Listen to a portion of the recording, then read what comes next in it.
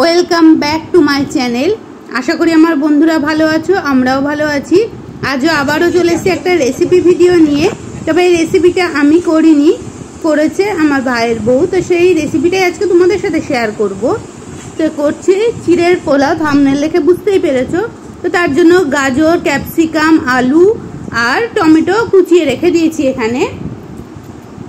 আর এখানে নিয়েছি আদা কুচি। আমি নিরামিষভাবেই চিড়ের পোলাওটা করব। তো তার জন্য দেখো এইগুলো তো নিয়ে নিয়েছি। এখন চিড়েগুলোকে ভালো করে বেছে নেওয়া হচ্ছে।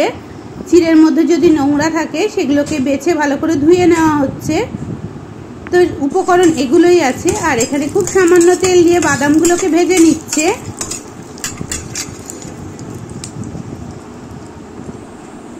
তো বাদামগুলো ভাজা হয়ে গেছে, বাদামগুলো তুলে নেওয়া হচ্ছে। এখনও সাদা তেল দিয়ে রেসিপিটা করা হয়েছে। আলুগুলোকে প্রথমে ভাজতে দিয়ে দেওয়া হয়েছে।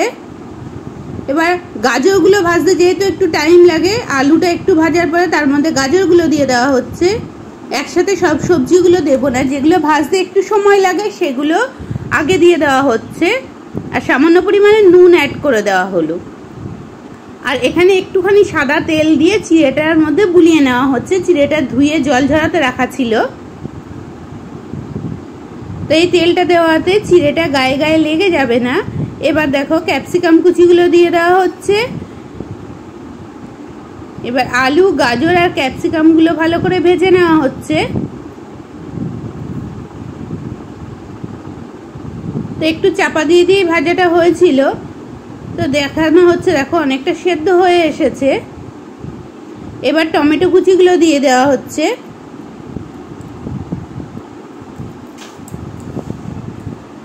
সমস্ত সবজিগুলো ভালো করে ভেজে নেওয়া হচ্ছে। এবার খুব সামান্য পরিমাণে মানে 1 চিমটে মতো এখানে হলুদ ব্যবহার করা হয়েছে।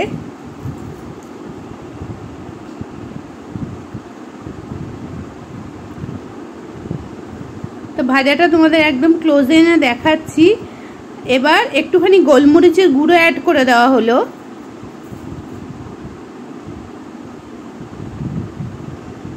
এখানে যারা কাঁচা লঙ্কা ভালোবাসো তারা কাঁচা লঙ্কা কুচিও ব্যবহার করতে পারো। আর একটু দেখো এখন দিয়ে দেওয়া হচ্ছে কিশমিশ।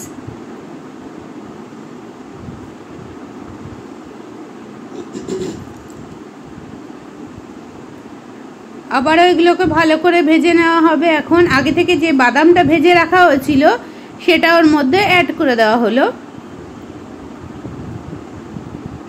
এই রেসিপিটা করতে খুব বেশিক্ষণ সময় লাগে না, তবে হেলদি একটা রেসিপি, খুব কম তেলেই এই রেসিপিটা হয়ে যায়।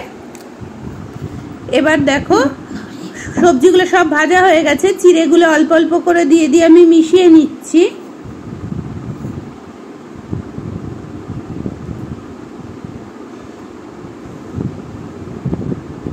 তো দেখো কিছুটা ঢেলে দেওয়া হয়েছে এর মধ্যে চিড়ে। এবার এটাকে ভালো করে মিশিয়ে দেওয়া হবে। একসাথে পুরো চিড়েটা দিলে মেশানোর অসুবিধা হবে, যেহেতু কড়াইটা একটু ছোট পরিমাণে ছিল।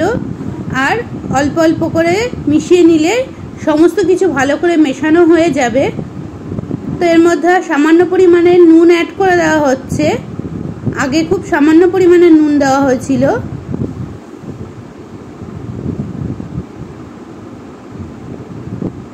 এবার এর মধ্যে চিনি অ্যাড করে দেওয়া হচ্ছে। চিনিটাও দেখো খুব বেশি পরিমাণে দেওয়া হয়নি, দেখতেই পাচ্ছ। ছোট চামচের 1.5 চামচ মতো চিনি এখানে অ্যাড করা হয়েছে। এবার সমস্তগুলো মিশিয়ে নেওয়া হচ্ছে। আর পাশে একটা তড়কা প্যান নিয়ে নেওয়া হয়েছে। এখানে বেশ কিছুটা ঘি দিয়ে দেওয়া হয়েছে। তো ঘিটা গলা অবধি আমাদের অপেক্ষা করতে হবে।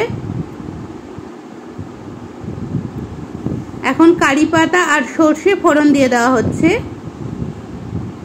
এটা তোমরা আগেও দিতে পারো, কিন্তু পরে দিলে সর্ষের ফ্লেভারটা বেশি ভালো লাগবে, সর্ষে কারি পাতা। সেই জন্য তড়কা প্যানে ফোড়নটা দিয়ে দেওয়া হচ্ছে। আর আদা কুচিটা রেখে দেওয়া হয়েছিল সেটাও অ্যাড করে দেওয়া হলো।